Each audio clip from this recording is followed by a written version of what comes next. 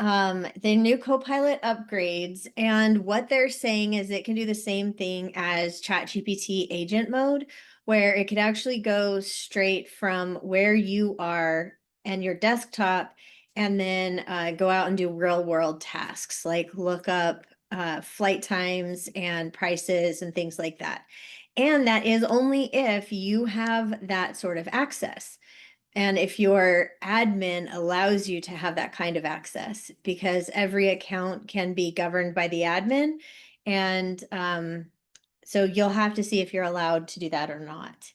I know a lot of people have the type of information they can access by Copilot really gated for security reasons. And last week I was in Seattle and I was lucky enough to be a presenter for a group, and we had people from Microsoft that were also there presenting. And we talked about AI, and it was for the Francophone Society in Seattle, and also in partnership with the Quebec Chamber of Commerce and WAVE, which is an organization for French women in Seattle to do professional development. So, go across the border from Canada, but can't go too far. We still had the Canadians in Seattle. And we talked a lot about Microsoft and Copilot and the ability that, what you can do with agents. And so much of it comes down to what your admins allow you to do. And also trust but verify. So when doing this sort of thing, Copilot, it runs into the same issues as ChatGPT or any of the others because it runs on those same LLMs, and they will confidently tell you an answer and it could very well be incorrect, which I found when I was doing my latest flight searches. And OpenAI is partnering with Broadcom, and they want to design custom AI chips and not have to get them from NVIDIA. And they're trying to get more control over the cost, performance, supply chain, so that they can scale their offering and scale the data centers. And this matters because more diversified chips could help ease bottlenecks and reduce pricing over time.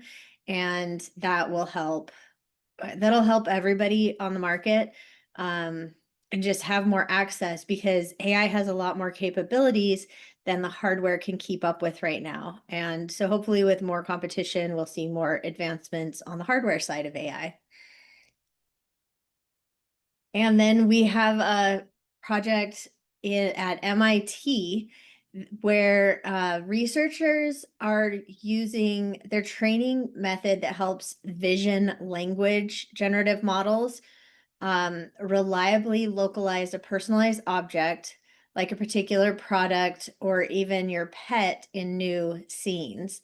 And so what this helps with is anything from manufacturing to retail. Anything where you're doing a product and you need an image of a product, this will help with that scenario.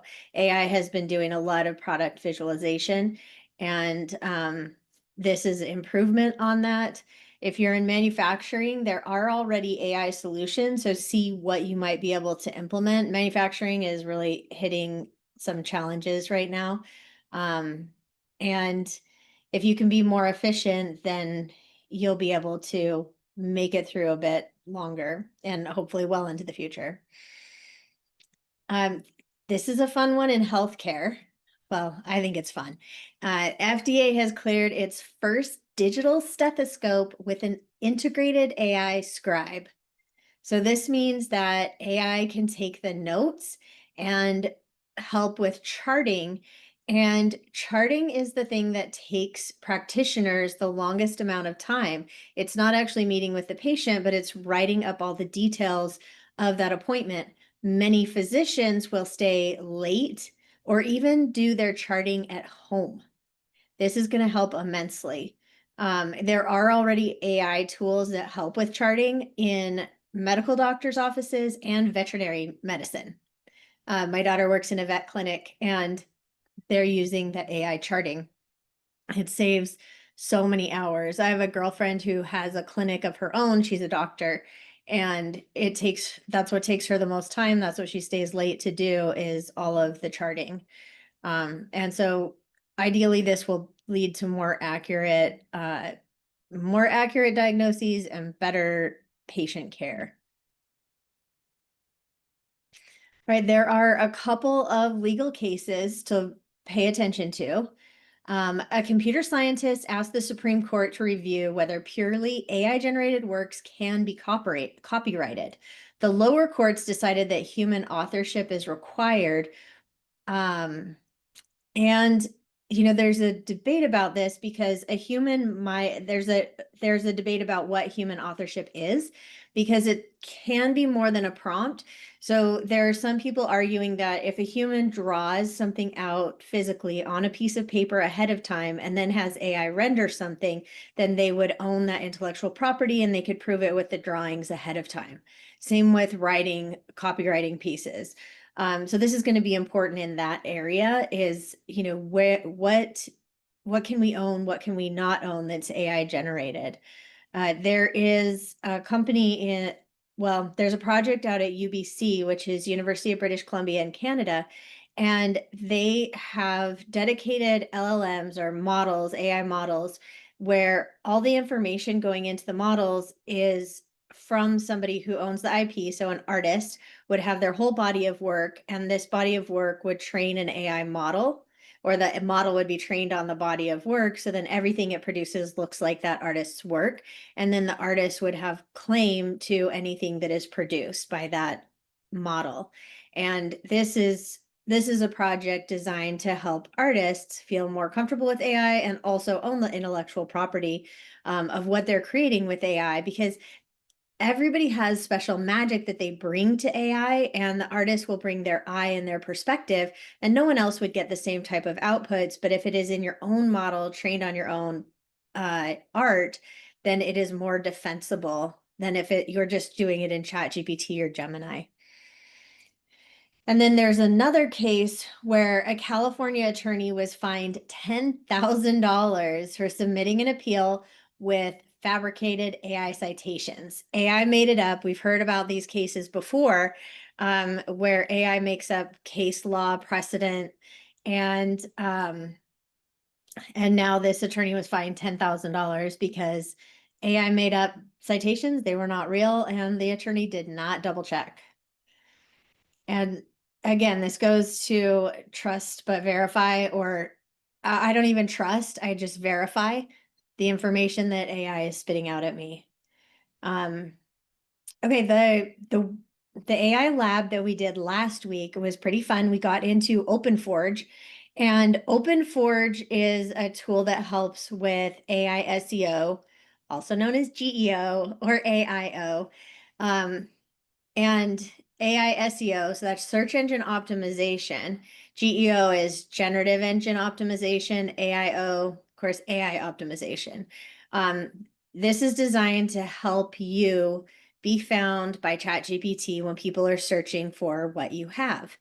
And we tested this on real queries, and we looked at in OpenForge, it can give you commercial intent, so that people are looking to buy.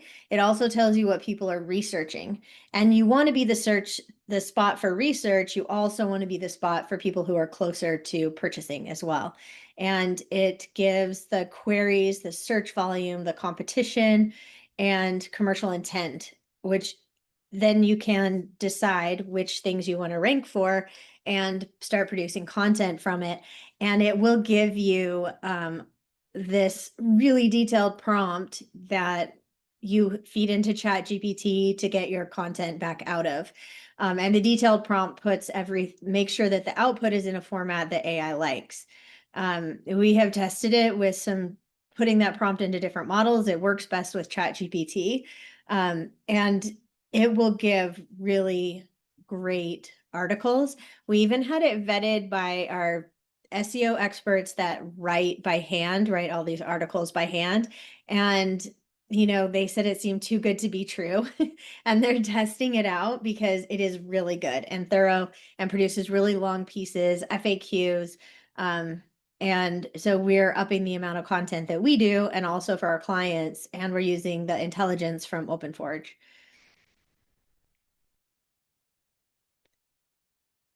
And the reason why we want to be paying attention to this is because OpenAI ChatGPT is taking search volume from Google. And you will start to see, if you have Google Analytics installed in your website, you'll start to see the things that people are coming to your website for from ChatGPT. You can see that in your Google Analytics. So have a look if you haven't already. Tools that we're playing with this week, OpenForge. Obviously, we'll probably play with it a little bit more today. Leonardo. Leonardo is a fun tool. You do a lot in the free version. Of course, you don't own the IP. And then you can also get the paid version, and you can do all sorts of things from commercial mock-ups to turning a hand-drawn picture into something photorealistic. You can also create video content in there. You can animate still pictures. You can do a lot in Leonardo. It's really user-friendly. It's not complicated to use, and there are a lot of edits that you can do. Ideogram, you don't own the IP. And they say once what you created is out of our ecosystem, we take no responsibility for what you do with it. So it even lets you do things with celebrity likeness. I created some stickers on Ideogram. I use them. I've created images too. And I'm aware that I don't own the intellectual property. And if somebody finds them on there, they could create stickers that say AI Smart Ventures and use them too. And if somebody wants to do that, good. There are more AI Smart Venture stickers in the world. And if you want to see more images, head over to the blog and you'll see more images and videos from these different tools and see the kind of things that you could create too.